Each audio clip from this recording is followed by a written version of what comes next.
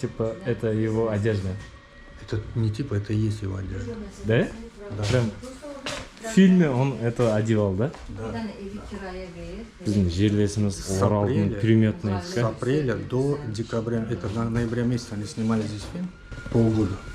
Здесь снимали квартиры. У нас бабушка живет здесь, она вот это застала их, лет 30, сейчас 85. И вот это все осталось. Они вечерами сидели, отдыхали, нарды, там, домино, все это. Наши помогли им, знаешь, чем, бакинцы?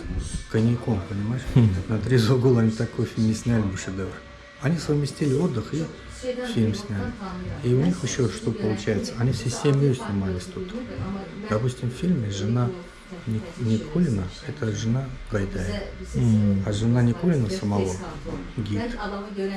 А сын, который вот это Никулина, помнишь, пацан бежал, там Мирон догоняет, пинка дает. Это сын самого Никулина.